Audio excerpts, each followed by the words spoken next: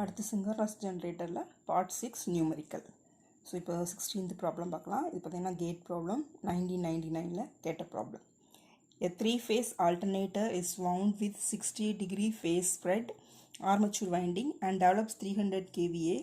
If the armature is reconnected utilizing all the coils for single-phase operation with a space spread of 180 degree, the new rating of the machine. As usual நமக்கு 4 option கொடுத்துருக்காங்க. So என்ன data கொடுத்துருக்காங்க அப்படின்னு பார்த்தீங்கன்னா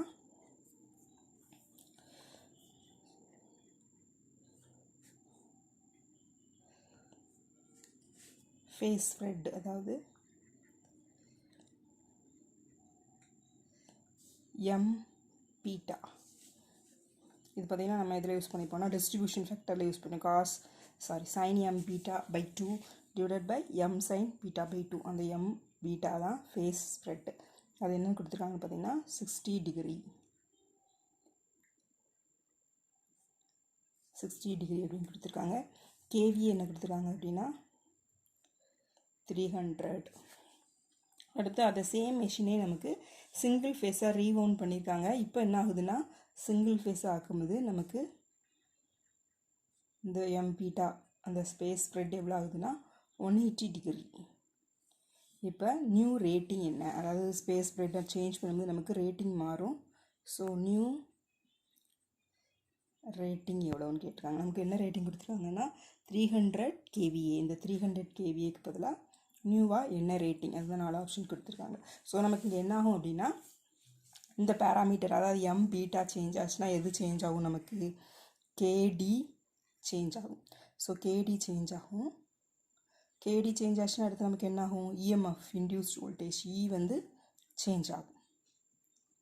so E equal to 4.44 into as usual transformer மாதிரியே நமக்கு வரும் F phi M number of turns N, அது டி இங்கே போடுவோம். இன்ட்டு எக்ஸ்ட்ரா நமக்கு இங்கே வைண்டிங்கை பொறுத்தவரையில் கேபி அண்ட் கேடி வரும். இதில் கேடி வந்து நமக்கு சேஞ்ச் ஆகும். இந்த ஸ்பேஸ் ஸ்ப்ரெட் சேஞ்ச் ஆகிறதுனால நமக்கு கேடி சேஞ்ச் ஆகும். ஸோ கேடி சேஞ்ச் ஆனால் இ சேஞ்ச் ஆகும். இ சேஞ்ச் ஆனால் KV rating, that is E into I, அது நமக்கு சேஞ்ச் ஆகும். ஸோ அது என்ன ஃபேக்டரில் சேஞ்ச் ஆகுது அப்படின்னு பார்க்கலாம் நெக்ஸ்ட்டு.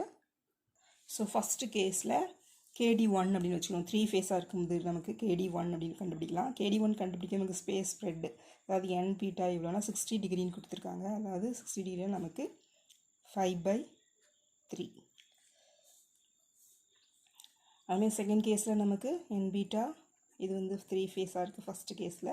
இப்போ சிங்கிள் ஃபேஸாக மாற்றி செகண்ட் கேஸில் நமக்கு 180 டிகிரி.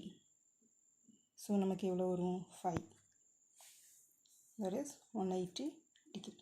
இதெல்லாம் இப்போ நம்ம KD1 இதுக்கு கரஸ்பாண்டிங்காக KD1, இதுக்கு கரஸ்பாண்டிங்காக KD2, ஸோ இதுக்கு கரஸ்பாண்டிங்காக உள்ளது KVA1, அதாவது கிவன்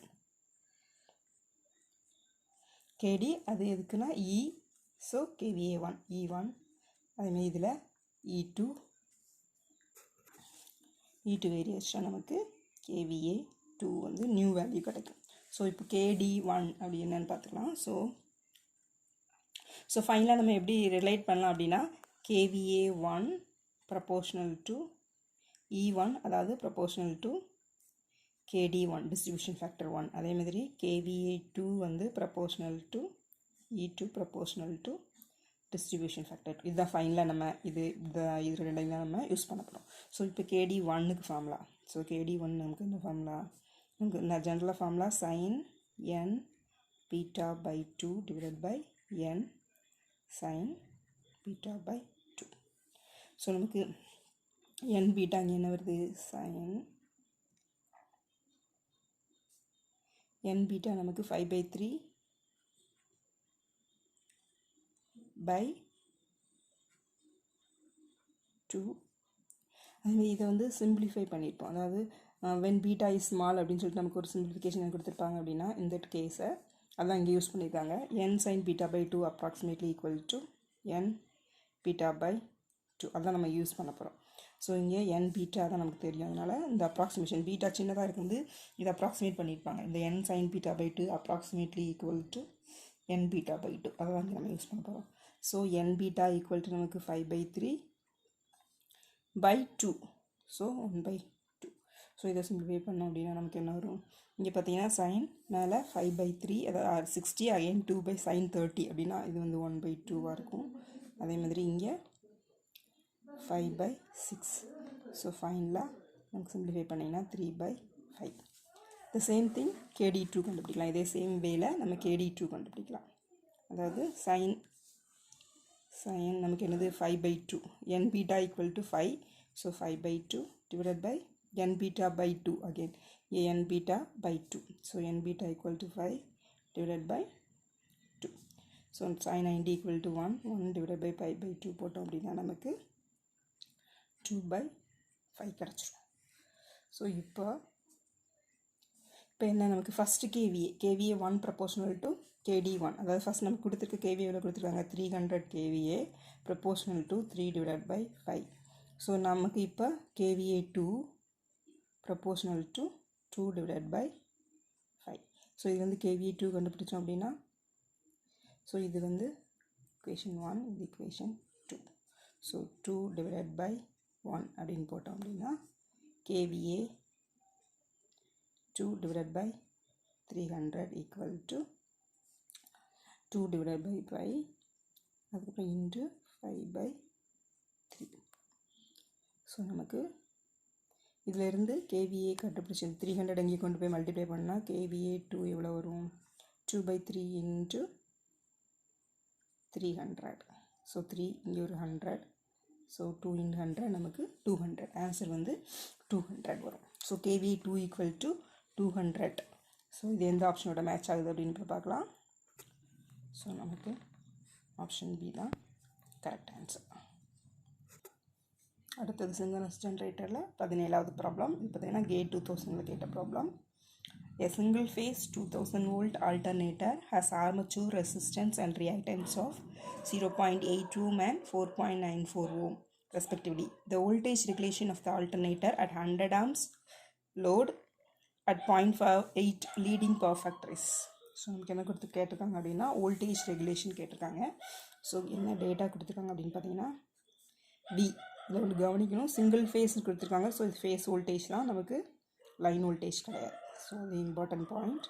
2000 வோல்ட் இது ஃபேஸ் வோல்டேஜ்.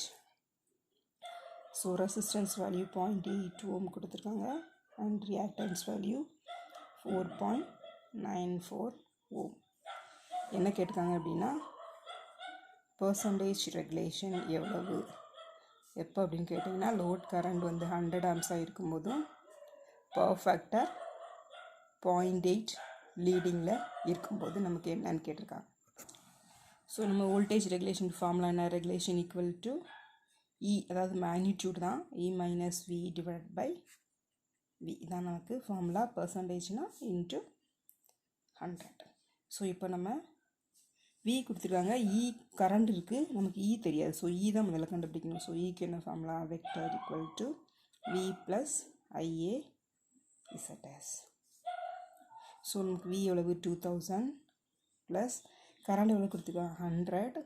அதோட ஆங்கிள் பார்த்திங்கன்னா லீடிங் அப்படின்னா கரண்ட் கூட வர்ற ஆங்கிள் வந்து ப்ளஸ்ஸாக இருக்கணும் 5. அந்த 5க்கு என்னது? 5ஓட வேல்யூ எவ்வளோ? காஸ் இன்வர்ஸ் ஆஃப் 0.8 போட்டோம் அப்படின்னா நமக்கு 5ஓட வேல்யூ கிடைக்கும். அதாவது 5 equal to cos inverse of 0.8. அதுக்கு எவ்வளோன்னு பார்த்தீங்கன்னா நமக்கு 36.87 இன்ட்டு 0.8 இசட்டுங்கு R plus J X L. So R equal to 0.8 plus J into 4.94.